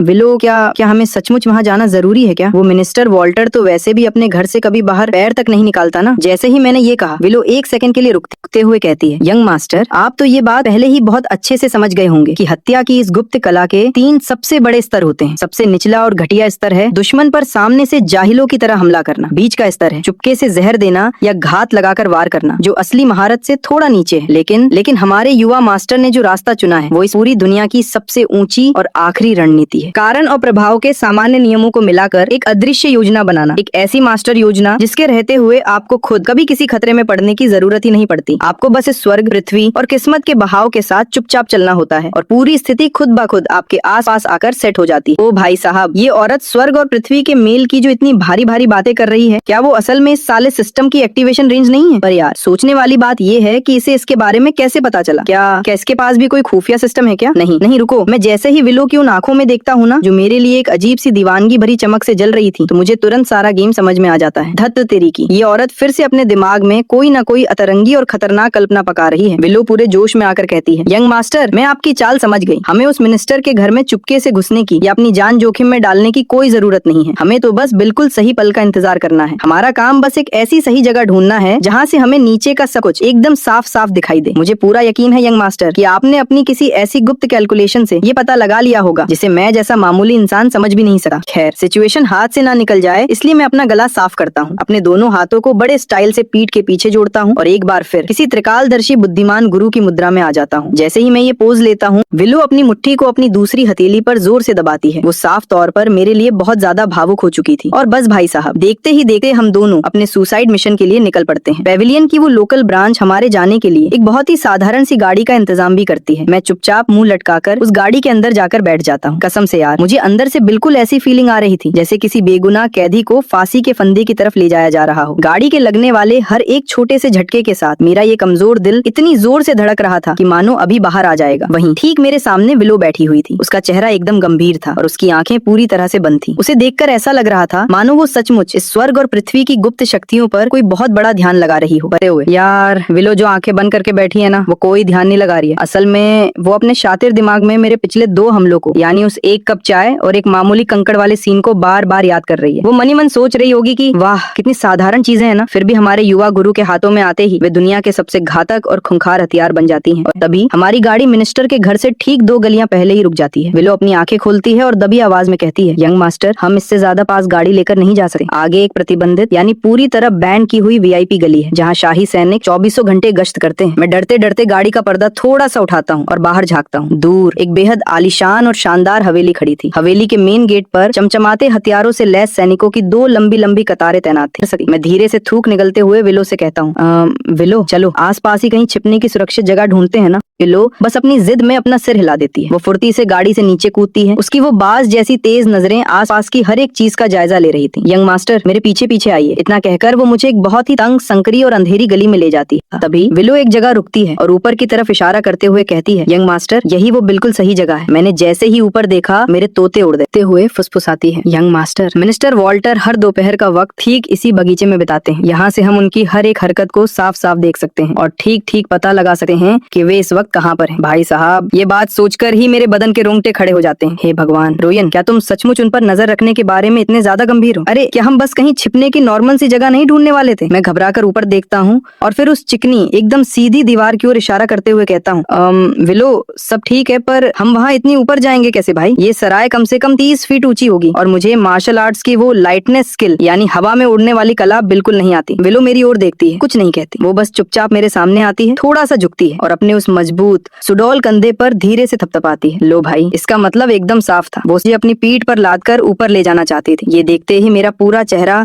शर्म के मारे लाल टमाटर हो जाता है। मैंने मना करने के लिए जैसे ही मुंह खोला, विलो अपनी कड़क आवाज में बीच में ही बोल पड़ी, यंग मास्टर, हमारे पास यहाँ फालतू बहस करके समय बर्बाद करने के लिए बिल्कुल भी वक्त नहीं है। उसकी आवाज में बहस की रति भर भी गुंजाइश नहीं थी। अब मेरे पास कोई और चारा तो था नहीं, तो मैं ना चाहते हुए भी बहुत ही झेपते हुए चुपचाप उसकी पीठ पर चढ़ जाता हूँ। जैसे ही मैं उसकी पीठ पर बैठता हूँ, मुझे महसूस होता है कि उसका शरीर कितना नरम है। उससे एक हल्की और बहुत ही नाजुक सी खुशबू आ रही थी। कसम से इस नजदीकी की वजह से मेरे सूखे सीने में एक अजीब सी हलचल होने लगी। पर इससे पहले कि मैं इस रोमांटिक फीलिंग के बारे में थोड़ा और ज्यादा सोच पाता, मुझे अचानक अपना पूरा शरीर हवा में एकदम हल्का महसूस होता है। विलो मुझे अपनी पीठ पर लिए हुए बिजली की फुर्ती से ऊपर की तरफ छलांग लगाती है। उसका पैर उस चिकनी दीवार को मुश्किल से बस एक बार छूता है और हम दोनों बिना किसी वजन के हवा में उड़ते हुए किसी सूखे पत्ते की तरह सनसनाते हुए ऊपर की ओर बढ़ने लगते हैं, बिल्कुल चुपचाप, बिना किसी मेहनत के, सीधे तीसरी मंजिल की उस ऊंची छत पर। ये सब बस एक पलक झपकते ही हो जाता है। वो इतनी परफेक्ट लैंडिंग करती है कि मानो पहाड़ की तरह एकदम स्थिर हो। पर भाई साहब, जैसे ही मैं उस तीसरी मंजिल की छत के किनारे से नीचे झांकता हूँ ना, डर के मारे मेरे पैर फिर से ढीले होकर कांपने लगते हैं। अरे बाप रे, ये सचमुच बहुत ही ज्यादा ऊंचाई पर है। वहीं वो कड़क लेडी किलर विलो तो छत पर पहुंचते ही अपने काम में लग जाती है। वो अपने काले लबादे के अंदर से एक छोटा सा चमचमाता हुआ स्पाई ग्लास यानी दूरबीन निकालती है और बड़े सम्मान के साथ मेरी तरफ बढ़ा देती है। मैं उसे अपने कांपते हुए हाथों से थाम लेता हूँ। अब विलो की नकल करते हुए मैं भी चुपचाप छत के एक उभार के पीछे पेट के बल लेट जाता हूँ और बहुत ध्यान से उस स्पाई ग्लास को अपनी आंख पर लगाकर मिनिस्टर के घर की ओर देखने लगा हूँ। भाई साहब, उस दूरबीन से नीचे का वो बगीचा एकदम साफ साफ दिखाई दे रहा था। वहाँ बने आलीशान मंडप, सजे हुए पथरीले बगीचे और वो बहता हुआ साफ पानी, कसम से सब कुछ बहुत ही बढ़िया और शाही ढंग से सजाया गया था। तभी विलो धीरे से मेरे पास फुसफुसाती है, युवा मालिक, आपको वहाँ क्या दिखाई दे रहा है?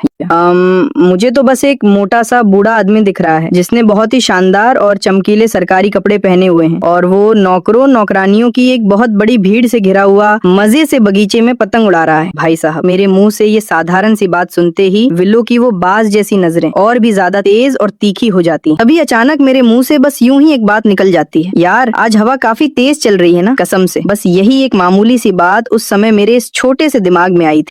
वो झटके से मेरी तरफ मुड़ती है। उसकी सांसें पूरी तरह फूल चुकी थी। वो भारी आवाज में कहती है, युवा गुरु, अब जाकर मैं आपका असली इशारा समझी हूँ। आपका मतलब है कि आप इस मर्डर को अंजाम देने के लिए सीधे इस आसमान की बहती हुई तेज हवा का इस्तेमाल करेंगे। तभी अचानक हम दोनों को नीचे गली में कुछ अजीब सी हलचल सुनाई देती है। यार, नीचे का वो नजारा देखते ही मेरा दिल फिर से बुलेट ट्रेन की स्पीड से धड़कने लगता है। मैं नीचे की तरफ और अच्छे से देखने के लिए उस तीसरी मंजिल की छत के किनारे थोड़ा सा आगे झुकता हूँ और भाई साहब, क्या देखता हूँ कि सराय के ठीक नीचे कुछ अजीब और संदिग्ध किस्म के लोग आ चुके हैं और उनके ठीक पीछे शाही गार्ड्स की एक पूरी की पूरी टुकड़ी तलवारें ताने उनका पीछा कर रही है। अरे बाप रे, अरे ओह, कहीं वो शाही गार्ड्स हमें भी उन संदिग्ध बदमाशों का साथी ना समझ बैठे। यही सोचकर मैं बुरी तरह घबरा जाता हूँ और एकदम झटके से अपना सिर पीछे खींचने की कोशिश करता हूँ। पर यार, हम वहाँ ऊपर कभी भी पूरी तरह सुरक्षित थे ही नहीं। अब इतनी भयंकर घबराहट में खुद को संभालने के चक्कर में मैं जमीन पर बहुत जोर से दबाव डाल देता हूँ और मेरे पैर के ठीक नीचे वाली एक टाइल जोरदार आवाज के साथ टूट जाती। पूरा बैलेंस पूरी तरह बिगड़ जाता है और मैं सीधे उस 30 फीट ऊंची छत से नीचे की तरफ फिसल जाता हूँ। उस खुले आसमान में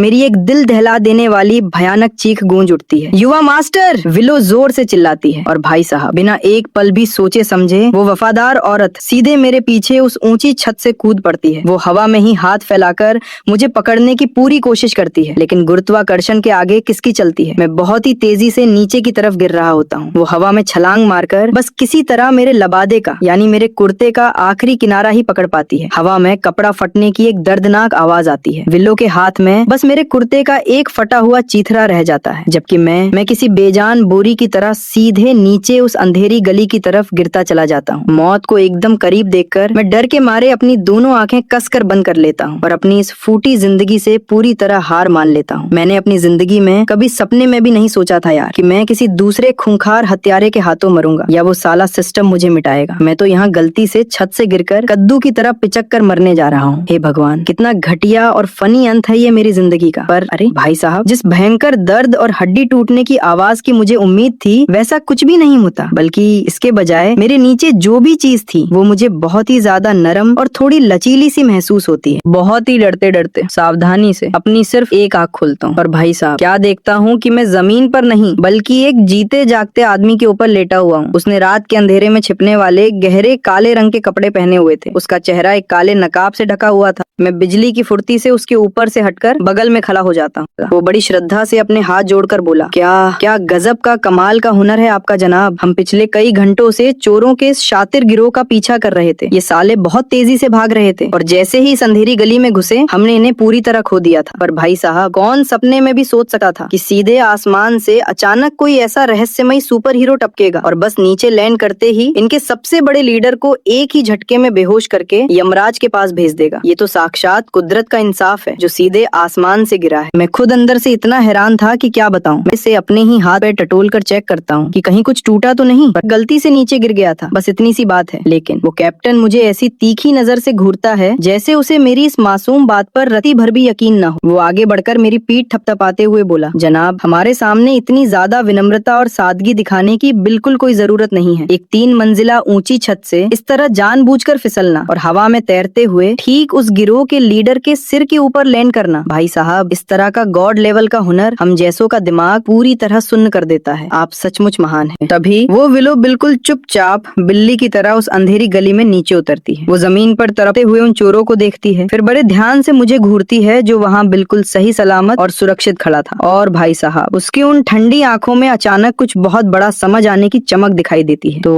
असली मामला ये है, एक बार फिर उस सटकी हुई औरत का दिमाग बुलेट ट्रेन से भी तेजी से चलने लगा है। वो मनी मन सोचने लगती है, ओ माय गॉड, हमारे युवा मास्टर का छत से गिरना कोई अचानक हुआ हादसा या पैर फिसलना नहीं था। उन्होंने तो जानबूझकर खुद को छत से नीचे गिराया ताकि उन शाही गार्ड्स की टुकड़ी को सही समय पर इस अंधेरी गली में लाया जा सके। उन्हें 100% पहले से पता रहा होगा कि चोरों का ये गिरोह इसी खुफिया गली में आकर छिपा हुआ है। और जहाँ तक इनके ऊपर से नीचे गिरने की बात है, भाई साहब, वो तो एक ऐसी जबरदस्त और नायाब चाल थी जिसमें उन्होंने इतने नामुमकिन तरीके से गिरोह के लीडर को हवा में ही ढेर कर दिया। और कमाल की बात देखिए, इन्होंने अपनी असली ताकत को दुनिया के सामने पूरी तरह छिपाए रखा, जिससे उन सीधे साधे गार्ड्स को लगा कि ये महज एक इत्तेफाक था। कमाल का, सच में गॉड लेवल का दिमाग है इनका। लो भाई साहब, मेरे लिए विलो की तारीफ और श्रद्धा का भाव अब 7वें आसमान के भी पार पहुंच चुका था। कसम से यार, अगर मुझे उस पल जरा सा भी अंदाजा होता कि ये औरत मेरे बारे में पीठ पीछे क्या भयंकर और अतरंगी कहानियां बना रही है, तो मैं वहीं चीख चीख कर चिल्ला रहा होता कि अरे ऊपर वाले की कसम, कोई मेरी बात का विश्वास करो भाई, मैं सच में बस फिसल कर नीचे गिर गया था यार, कोई मास्टर प्लान नहीं था मेरा। तभी वो कैप्टन सहमे हुए अंदाज में हाथ जोड़कर कहता है, चूंकि चोरों को पूरी तरह काबू में कर लिया गया है, इसलिए हम आप दोनों महान उस्तादों को और ज्यादा परेशान नहीं करेंगे। इतना कहकर वो कैप्टन आधे होश में पड़े उन चोरों को फटाफट घसीट कर वहाँ से ले जाता है।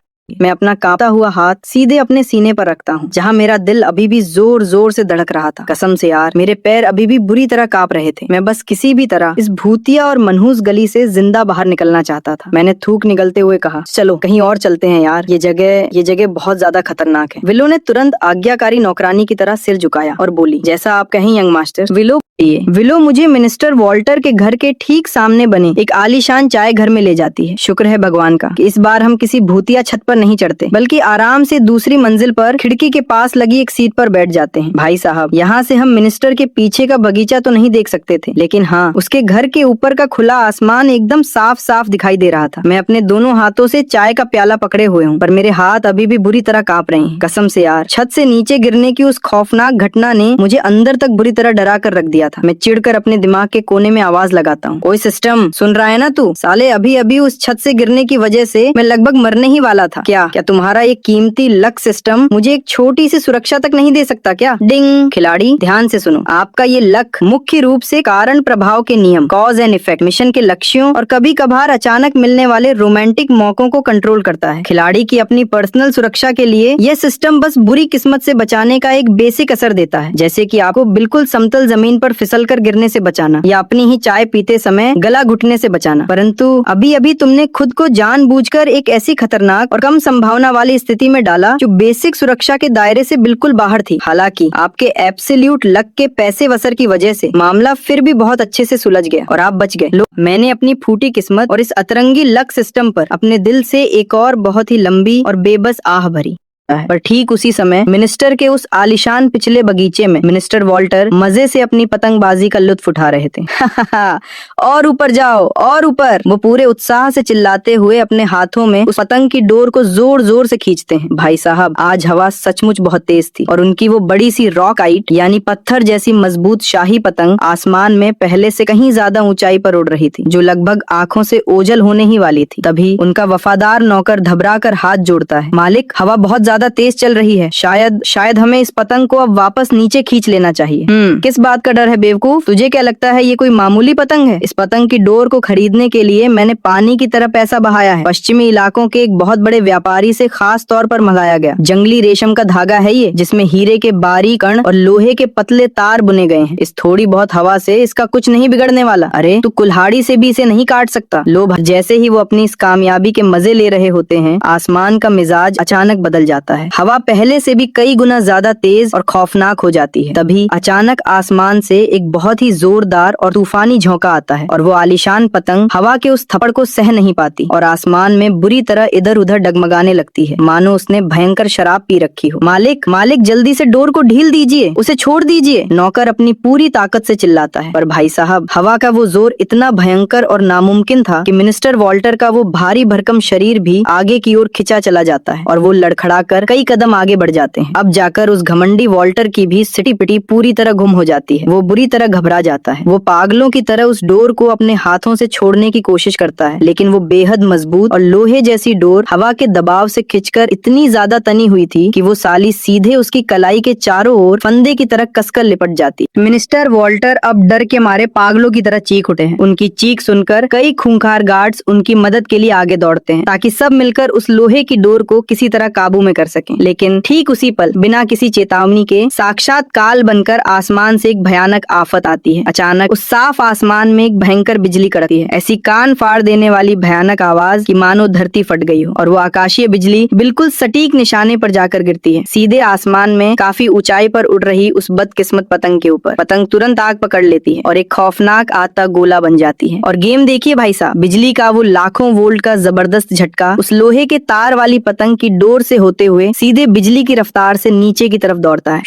करक तेज रोशनी की एक ऐसी अंधा कर देने वाली चमक पैदा होती है जो मिनिस्टर वॉल्टर और उनके बगल में खड़े उस गार्ड को पल भर में अपनी चपेट में ले लेती है, जिसने अभी अभी उस डोर को छू रखा था। कसम से यार, उनमें से किसी एक को भी चीखने तक का मौका नहीं मिला। बस एक सेकंड के अंदर उनके शरीर कोयले की तरह जलकर पूरी तरह काले पड़ गए, हड्डियों से धुआं निकलने लगा और वे सूखी लकड़ी की तरह अकड़ कर सीधे जमीन पर ढेर हो गए। देखते ही देखते उस शाही बगीचे में इंसानी मांस के जलने की भयंकर बदबू फैल गई। इधर उस चाय घर की खिड़की पर बैठे बैठे विलो और मैंने अपनी आंखों से देखा कि कैसे वो आकाशीय बिजली आसमान को चीरती हुई सीधे नीचे आई थी। अब जहाँ तक इस सीधे साधे पढ़ीकू लड़के का सवाल था, तो मैंने तो बस इतना ही सोचा कि यार, इस साफ नीले आसमान में अचानक ये बिजली कहाँ से कड़क दी। लेकिन जैसे ही उस लेडी किलर विलो ने बिजली को ठीक उसी पतंग पर गिरते देखा, वो अपनी जगह पर पूरी तरह से जम गई। उसकी रूह कांप उठी थी। उसके दिमाग में इस समय बस दो ही शब्द गूंज रहे थे, बिजली गिरना। वो झटके से अपना सिर घुमाती है और अपने बगल में बैठे मुझ जैसे सुकड़े हुए इंसान को ऐसे देखती है जैसे कोई किसी जीवित देवता को साक्षात अपने सामने देख रहा हो। विलो मन ही मन सोचकर थर थर कांप रही थी कि ओह माय गॉड, यही वो अद्भुत आदमी है जो अभी भी अपने कांपते हुए हाथों को लेकर परेशान होने की एक्टिंग कर रहा था। लेकिन इसने बैठे बैठे 9वें आसमान से सीधे साक्षात बिजली को धरती पर बुला लिया। इस महामास्टर ने स्वर्ग और पृथ्वी की तूफानी हवाओं को अपने वश में किया, उस उड़ती हुई पतंग को मौत का ट्रिगर बनाया और इस भयानक आकाशीय खतरे को अपना जरिया बनाकर शाही दरबार के इतने बड़े अधिकारी को उसकी अपनी ही अभेद्य किले जैसी हवेली के अंदर बिना हाथ लगाए एक ही झटके में हमेशा के लिए खत्म कर दिया। ये कोई इंसान नहीं, ये साक्षात मौत का देवता है। विलो मनी मन थर थर कांपते हुए सोच रही थी कि क्या सचमुच कोई मामूली इंसान ऐसा खौफनाक कारनामा कर सकता है? नहीं भाई, ये मार्शल आर्ट्स तो बिल्कुल भी नहीं है।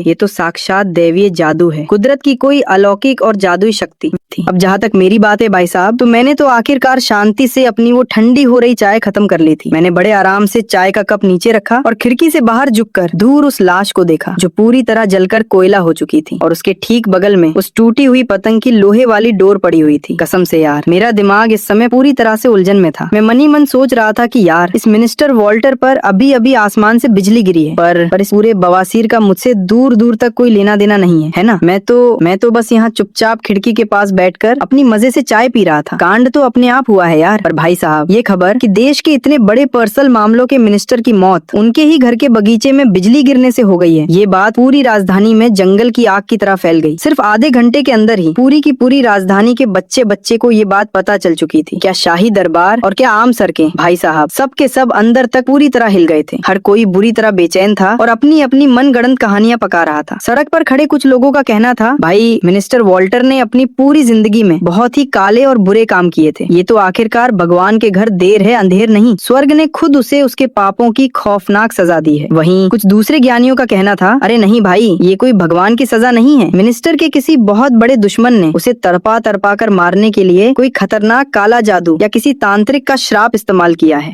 तो भाई साहब कुल मिलाकर मार्केट में हर तरह की अतरंगी कहानियां चल रही थी। लेकिन कमाल की बात देखिए, किसी के बाप ने भी इसे एक सोची समझी हत्या से जोड़कर नहीं देखा। अरे भाई कोई सोचेगा भी क्यों, बेवकूफी मत करो यार। दुनिया में भला ऐसा कौन सा अटैचिंग पैदा हुआ है जो सीधे आसमान की बिजली को ही कंट्रोल करने लग जाए। खैर, जब मैं और विलो राजधानी में बने हमारे उस सीक्रेट ठिकाने यानी पेविलियन पर वापस पहुंचे तो भाई साहब वहाँ हमारा स्वागत पिछली बार से भी कहीं ज्यादा जोर शोर और भयंकर तरीके से किया गया। इस बार तो खुद ब्रांच मास्टर ने पेविलियन के सभी टॉप लेवल के गोल्ड रैंक हत्यारों की पलटन बुलाई थी और खुद गेट पर खड़े होकर हमारा इंतजार कर रहे थे। जैसे ही मैं गाड़ी से नीचे उतरा, वो ब्रांच मास्टर और उनके साथ खड़े सारे के सारे खूंखार किलर्स एक साथ मेरे सम्मान में घुटने के बल जमीन पर बैठ गए। कामयाबी की इस महान वापसी पर आपका स्वागत है मेरे मालिक। उनकी ये गरजती हुई आवाजें एक साथ पूरे आंगन में गूंज उठी, जिनमें मेरे लिए सच्चा सम्मान और भयंकर जोश भरा हुआ था। और भाई साहब इस जानलेवा नजारे ने मुझे अंदर तक इतना डरा दिया, इतना हिलाकर रख दिया कि डर के मारे मेरे घुटने वहीं जाम हो गए और मैं लड़खड़ाकर सीधे जमीन पर गिरने ही वाला था। वो तो गनीमत रही कि विलो ने ऐन मौके पर बिजली की फुर्ती दिखाई और मेरे गिरने से पहले ही मुझे पीछे से संभाल लिया। सच कहूँ यार तो अब मैं इन सब रोज रोज के तमाशों के प्रति एकदम बेअसर हो चुका हूँ। मेरा दिमाग अब सुन्न हो गया है। अब मैं और कह भी क्या सकता हूँ। मैं बस एक अजीब और बहुत ही बेढंगे अंदाज में अपना सिर हिला देता हूँ और वो पागलों की भीड़ मुझे राजा महाराजाओं की तरह उठाकर अंदर ले जाने लगी है। ब्रांच मास्टर मेरे आगे हाथ जोड़कर आंखें फाड़कर बोले, महाराज आप सचमुच इंसानों के बीच घूम रहे कोई साक्षात देवता हैं जो एक दुष्ट का नाश करने के लिए सीधे 9वें आसमान से खौफनाक बिजली गिरा देते हैं। मर्डर करने का ऐसा चमत्कारी तरीका इस पूरी दुनिया के इतिहास में ना तो कभी सुना गया है और ना ही कभी देखा गया है। हम सब आपके इस हुनर के सामने पूरी तरह से हैरान हैं। वो आगे बताते हैं, आपकी इस ऐतिहासिक कामयाबी को देखकर हमारे सबसे बड़े सेक्ट लीडर ने खुद हेडक्वार्टर से खास संदेश भेजा है। आपको तुरंत प्रभाव से पेविलियन के सबसे बड़े टॉप सीक्रेट एजेंट के पद पर प्रमोट किया जाता है, जिसका रुतबा सीधे हमारे ग्रैंड एल्डर के बराबर होगा। इनाम के तौर पर आपको पूरे 10,000 सोने के सिक्के, 10 बेहद खूबसूरत औरतें और इसी राजधानी में एक बहुत ही आलीशान महल दिया जा रहा है। और हाँ महाराज, इसके अलावा हमारे सेक्ट लीडर ये भी कहते हैं, चूंकि विलो ने इस पूरे मिशन में आपकी बहुत ही शानदार सेवा की है, इसलिए आज से और हमेशा के लिए वो पूरी तरह आपकी हुई। यार 10,000 सोने के सिक्के, 10 खूबसूरत औरतें और एक आलीशान हवेली, कसम से इनमें से एक भी बात इस समय मेरे इस छोटे से दिमाग में नहीं गई। मेरे कानों ने तो बस वो आखिरी और सबसे खतरनाक लाइन सुनी थी कि ये लेडी किलर अब हमेशा हमेशा के लिए तुम्हारी हुई। मैं बहुत ही डरते डरते चुपके से अपने बगल में खड़ी विलो की तरफ देखा। उसका सिर हमेशा की तरह नीचे झुका हुआ था, जिससे उसके चेहरे के हाव भाव तो पूरी तरह छिपे हुए थे, लेकिन भाई साहब उसके कानों के सिरों पर आई वो हल्की सी लाली साफ बता रही थी कि वो अंदर से कितनी ज्यादा बेचैन हो रही है। अब उस सटकी हुई औरत के मन में क्या चल रहा था जरा सुनिए। ओह माय गॉड, हमेशा के लिए हमारे युवा मास्टर के साथ रहना, बिना हथियार चलाए मर्डर करने की इस चमत्कारी कला को अपनी इन नंगी आंखों से रोज लाइव देखना, कसम से ये तो मेरी पूरी जिंदगी का सबसे बड़ा और ऐतिहासिक सम्मान है। अरे मैडम, काहे का सम्मान, यहाँ तो मैं बुरी तरह फंस चुका हूँ यार। मैं इस चलते फिरते आइसबर्ग से यानी इस खूंखार और ठंडी औरत से किसी भी कीमत पर अपना पीछा नहीं छुड़ा पा रहा हूँ। अब आप ही बताइए मैं यहाँ से कैसे भागूंगा। अपने उस नए VIP कमरे में वापस आकर मैं बेदम होकर एक कुर्सी पर धड़ाम से गिर जाता हूँ। मैं अंदर से इतना ज्यादा थका हुआ महसूस कर रहा था जैसे आग पर जिंदा भुनी जा रही कोई बतख हो जो चाहकर भी उस तंदूर से बाहर नहीं निकल सकती। तभी विलो मेरे लिए एक कप गर्म चाय लेकर आती है और बहुत ही कोमल आवाज में धीरे से पूछती है, युवा मास्टर इस समय आपके मन में क्या चल रहा है? भाई साहब, जब से वो आसमान की बिजली गिरने वाली घटना हुई है ना, मेरे प्रति उस औरत का नजरिया एक साधारण सम्मान से बदलकर लगभग किसी मंदिर की धार्मिक श्रद्धा जैसा हो चुका है। उसकी नजरों में मैं अब कोई मामूली हाड़ मांस का इंसान रहा ही नहीं, मैं तो साक्षात एक भगवान बन चुका हूँ। मैं अपने कप में तैरती चाय की उन सूखी पत्तियों को बिल्कुल खाली नजरों से घूरते हुए एकदम थकी और दूर की आवाज में कहता हूँ, यार ये सब कब खत्म होगा? मैं हर दिन मौत के साये में और इस भयंकर तनाव में जी कर और तुम पागलों के बीच किसी भगवान की तरह पूजा जाकर अब बुरी तरह थक चुका हूँ। मैं तो बस एक बिल्कुल आम, आलसी और मामूली इंसान बनकर चैन से जीना चाहता हूँ। आखिर ये सारा पागलपन कब खत्म होगा? लो भाई साहब, मेरे मुंह से निकली ये बातें सुनने में तो बस एक हारे हुए इंसान की बेबस आह जैसी लग रही थी, लेकिन उस शातिर विलो को ये बातें किसी बहुत बड़ी और खौफनाक वैश्विक साजिश की शुरुआत जैसी लगती हैं। धुक धुक धुक धुक विलो का दिल डर और एक्साइटमेंट के मारे जोर जोर से धड़कने लगा है और उसी पल उसके उस खुराफाती दिमाग में एक बहुत ही हिम्मत वाली और बेहद खतरनाक सोच जन्म लेती है। पार्ट 35। भाई साहब, विलो का दिमाग अब जिस डेंजरस ट्रैक पर दौड़ रहा था उसे सुनकर आपके होश उड़ जाएंगे। वो मन ही मन दोनों कड़ियों को जोड़ रही थी। ओह माय गॉड, हमारे युवा मालिक ने पहले उस अंडरवर्ल्ड के सरदार भालू राजा को टिकाने लगाया और फिर कल ही शाही दरबार के इतने बड़े स्तंभ मिनिस्टर वॉल्टर का काम तमाम कर दिया। वैसे तो इन दोनों मरे हुए लोगों में दूर दूर तक कोई समानता नहीं दिखती, लेकिन ध्यान से देखा जाए तो इन दोनों के तार अंदर ही अंदर एक ही महाशक्तिशाली व्यक्ति से जुड़े हुए थे और वो व्यक्ति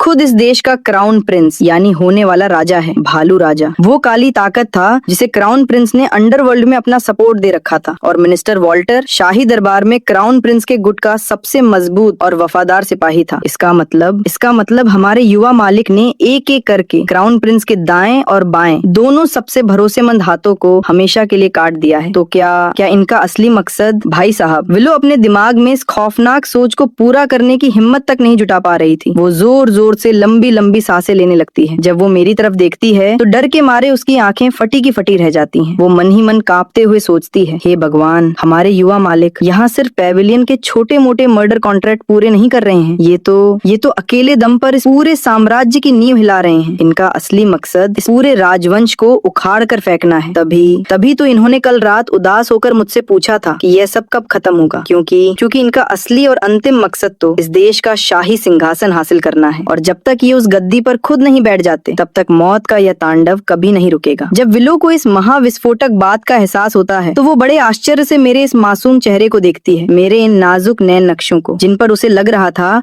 कि पूरी दुनिया की साजिशों का बोझ छिपा हुआ है। विलो अचानक मेरे सम्मान में एक घुटने पर जमीन पर बैठ जाती है। उसकी आंखों में इस समय एक बहुत ही पक्का और अटूट इरादा था। वह हाथ जोड़कर कहती है, युवा मालिक, चाहे आगे का रास्ता कितना भी खौफनाक और जानलेवा क्यों ना हो, मैं अपनी आखिरी सांस तक आपके साथ खड़ी रहूंगी। मेरी यही दुआ है कि आपकी यह महान और शाही महत्वाकांक्षा बहुत जल्द पूरी हो। अरे मैडम, कौन सी महत्वाकांक्षा? कैसा राज सिंहासन? कहाँ की हुकूमत? अरे मेरा सबसे बड़ा सपना तो बस इतना है कि रात को बिना किसी भूतिया डर के चैन से एक अच्छी नींद ले सकूं। ये सटकी हुई औरत फिर से न जाने अपने दिमाग में क्या क्या बकवास और फालतू की बातें सोचे जा रही है यार। अब इससे पहले कि मैं उसका मुंह बंद करने के लिए या उससे इस बकवास के बारे में कुछ पूछने के लिए अपना मुंह खोलता, तभी अचानक हमारे वीआईपी कमरे के दरवाजे पर एक जोरदार दस्तक होती है। मालिक, हमारे सबसे बड़े सेक्ट लीडर ने आपको इसी वक्त अपने गुप्त चैम्बर में याद किया है। यंग मास्टर, खुद ग्रैंड सेक्ट लीडर इस समय हमारी ब्रांच से गुजर रही हैं। उन्होंने आपके इन चमत्कारी कारनामों के बारे में सुना है और वो खास तौर पर आपसे अकेले में मिलना चाहते हैं। शाही गार्ड के मुंह से ये बात सुनते ही मैं कुछ पल के लिए अपनी जगह पर पूरी तरह जम जाता हूँ। भाई साहब, इस समय मुझे इस मुसीबत से बचने का या अपनी जान बचाकर भागने का दूर दूर तक कोई रास्ता नहीं सूझ रहा था। अब विलो के साथ अपने जोर जोर से धड़कते हुए दिल को थाम कर मैं दबे पांव उस वर्जित कमरे की तरफ यानी पेविलियन के सबसे सीक्रेट और डेंजरस चैम्बर की ओर बढ़ता हूँ। जैसे ही मैं दरवाजा खोल कर अंदर देखता हूँ, वहाँ ग्रे रंग का एक साधारण सा चोगा पहने एक दुबला पतला बूढ़ा आदमी बैठा हुआ था। देखने में तो वो बिल्कुल एक सीधे साधे आम किसान जैसा लग रहा था, जो एक कुशन पर बड़े मजे से पालथी मारकर बैठा था। वो पहली नजर में एकदम नॉर्मल दिख रहा था, लेकिन भाई साहब, जैसे ही मैं दरवाजे से अंदर अपना पहला कदम रखता हूँ ना, मुझे अचानक अपने पूरे शरीर के ऊपर एक अदृश्य और बेहद खौफनाक बोझ महसूस होता है। वो दबाव इतना भारी और दम घोटने वाला था कि चैम्बर के अंदर मुझे चैन से एक सांस लेना भी मुश्किल हो रहा था। हाँ भाई, ये कोई मामूली बुजुर्ग नहीं थे, ये थे पूरे नेदरवर्ल्ड पेविलियन के ग्रैंड सेक्ट लीडर। एक ऐसा बूढ़ा और जानलेवा राक्षस जिसकी ताकत की गहराई का अंदाजा लगाना भी मुझ जैसे अदने से इंसान के बस की बात नहीं थी। तभी वो बूढ़ा आदमी धीरे से अपनी आंखें खोलता है। उसकी आंखें थोड़ी धुंधली जरूर थीं, लेकिन भाई साहब, वो असीम रूप से इतनी ज्यादा गहरी थीं कि मानो वो इस साधारण से चोगे को चीर कर सीधे मेरी रूह के आर पार देख पा रही थी। वो बहुत ही ठंडे अंदाज में पूछता है, तो तुम ही शूचियान हो? जी हाँ सर, मैं ही शूचियान हूँ। ग्रैंड सेक्ट लीडर को इस उच्च दास का सादर नमस्कार। मैं अपने इस बेदम होते शरीर को जबरदस्ती नीचे झुकाने के लिए मजबूर करता हूँ और कांपते हुए उन्हें सैल्यूट ठोकता हूँ, लेकिन ग्रैंड सेक्ट लीडर मेरे नमस्कार का कोई जवाब नहीं देते। वो कुछ नहीं कहते, बस बिल्कुल चुपचाप अपनी उन पथरीली आंखों से मुझे एकटक घूरते रिजेंबलते हैं। कसम से यार, कमरे का गुजरा हुआ एक एक पल मुझे सदियों जितना लंबा और भारी लग रहा था। उस बंद चैम्बर की हवा इतनी भारी होती जा रही थी कि मेरा दम घुटने लगा। मैं साफ महसूस महसूस कर सकता था कि डर के मारे मेरी पीठ से ठंडा पसीना बह रहा था, जिसने मेरे उस नए नवेले कीमती चोगे को अंदर से पूरी तरह भिगो दिया था। मेरे इस खाली दिमाग में इस समय बस एक ही खौफनाक ख्याल आ रहा था कि लो बेटा शुचन, लग गए तुम्हारे। आज तुम्हारा पता साफ होना तय है। इस बुरे आदमखोर मास्टर ने जरूर एक ही नजर में मेरे आर पार देख लिया होगा। इसे 100% पता चल चुका होगा कि मेरी नींव कितनी खोखली और कमजोर है, कि मैं मार्शल आर्ट्स का मम भी नहीं जानता, और मैं इस गॉड लेवल की झूठी प्रतिष्ठा के रति भर भी लायक नहीं। अब ये साला मुझे यहीं तड़पा तड़पा कर मारेगा। मेरी हालत ऐसी थी कि मैं बस अब डर के मारे वहीं जमीन पर ढेर होने ही वाला था कि तभी वो ग्रैंड सेक लीडर आखिरकार अपना मुंह खोलते हैं। बुरा नहीं है, बहुत बढ़िया, सादगी की ओर लौटो, क्योंकि महान मार्ग हमेशा सरल ही होता है। अच्छा, बहुत ही अच्छा। अरे भाई साहब, ये क्या बकवास है? ये साला सादगी की ओर लौटने वाली बात क्या है यार? मुझे तो ऐसा शक हो रहा है कि क्या इस पूरे नेदरवर्ल्ड पेविलियन के पागलों को भर्ती करते समय किसी तरह की स्टैंडर्ड स्क्रिप्ट ट्रेनिंग दी जाती है क्या? जो देखो वही एक ही डायलॉग चिपकाए जा रहा है। तभी वो बूढ़ा राक्षस मेरी तरफ देखकर गहरी सांस लेता है और कहता है, मैंने अपनी पूरी की पूरी जिंदगी सिर्फ और सिर्फ कठिन साधना में गुजार दी। मैं पूरे दावे के साथ कह सकता हूँ कि मैं खुद ग्रैंड मास्टर के गॉड लेवल तक पहुँच चुका हूँ, और फिर भी मैं तुम्हें पूरी तरह समझ नहीं पा रहा हूँ। तुम्हारे इस शरीर में किसी मार्शल आर्टिस्ट जैसा दूर दूर तक कोई आभा मंडल यानी कोई पावरफुल वाइब नहीं दिखती, और फिर भी तुम बैठे बैठे ऐसे खौफनाक कारनामे कर देते हो जिन्हें कोई इंसान तो क्या, खुद भगवान या कोई आत्मा भी लॉजिक से नहीं समझा सकती। कसम से उस गॉड लेवल के मुकाम तक तो मैं खुद भी आज तक नहीं पहुंच पाया हूँ। अरे दादाजी, मैं हाथ जोड़ता हूँ, प्लीज अपने सटके हुए दिमाग में ऐसी भारी भारी बातें सोचना बंद करो यार। मैं कोई मास्टर नहीं। पर वो बूढ़ा मेरी सुने तब ना। वो अपनी ही धुन में आगे बोलता है, नेदरवर्ल्ड पेविलियन में तुम जैसा दिव्य टैलेंट होना इस पूरे पेविलियन के इतिहास की सबसे बड़ी और सौभाग्य की बात है। इतना कहकर वो ग्रैंड सेक लीडर अपनी जगह से खड़े होते हैं, धीरे धीरे मेरे पास आते हैं और मेरे इस कांपते हुए कंधे पर अपना भारी सा हाथ रख देते हैं। आज से और इसी वक्त से तुम्हारा दर्जा पेविलियन में बिल्कुल मेरे बराबर माना जाएगा। इस पूरे पेविलियन के जितने भी सीक्रेट खजाने और रिसोर्स हैं, उन सब पर आज से सिर्फ तुम्हारा अधिकार होगा। मैं बदले में बस तुमसे एक छोटी सी चीज मांगता हूँ। ये सुनते ही मेरी छाती एकदम कस जाती है, दिल की धड़कन रुक जाती है। मैंने थूक निगलते हुए कहा, कृपया कहिए हुजूर, क्या काम है? ग्रैंड सेक लीडर की आंखों में अचानक असीम नफरत और बदले की एक खौफनाक झलक दिखाई देती है। वो अपनी दांत पीसती हुई आवाज में कहता है, चूंकि तुम साक्षात मौत के देवता हो, इसलिए मैं चाहता हूँ कि तुम मेरे लिए किसी एक बहुत ही खास इंसान की जान ले लो। वो कोई और नहीं बल्कि मेरे अपने खुद के सीनियर मार्शल भाई हैं, और आज इस पूरी मार्शल दुनिया के सबसे बड़े गॉड लेवल लीडर हैं, रोलैंड द स्वॉर्ड सेंट। ओ भाई साहब, स्वॉर्ड सेंट यानी तलवारों का भगवान। लो जी, लग गए पूरी तरह से। अभी तक तो राजा के मिनिस्टर को मारा था, अब ये बूढ़ा सीधे इस पूरी दुनिया के सबसे खतरनाक फाइटर को निपटाने का कॉन्ट्रैक्ट मेरे माथे मड़ रहा है। अब इस बिना धार वाली तलवार से मैं उस स्वॉर्ड सेंट की गर्दन कैसे काटूंगा भाई? तो मेरे सागाओं, इस मजेदार और बवाल मनवा के अभी इंटरनेट पर सिर्फ इतने ही एपिसोड्स आए थे। जैसे ही इसके आगे के धमाकेदार एपिसोड्स रिलीज होंगे, आपका भाई तुरंत इसका पार्ट 2 लेकर आपके सामने हाजिर हो जाएगा। कहानी में आगे बहुत भयंकर रायता फैलने वाला है, इसलिए आगे का मजा मिस नहीं करना चाहते तो जाने से पहले चैनल को सब्सक्राइब जरूर कर देना और वीडियो को एक प्यारा सा लाइक ठोक देना। और हाँ भाइयों, जब तक इस कहानी का अगला पार्ट नहीं आ जाता, तब तक आप चैनल पर मौजूद दूसरे मजेदार और बवाल मनवा एक्सप्लेनेशंस देख सकते हैं। वहाँ भी आपको ऐसी ही कड़क कहानियां देखने को मिल जाएंगी। चैनल को सब्सक्राइब करना मत भूलना। मिलते हैं बहुत जल्द, तब तक के लिए पीस आउट।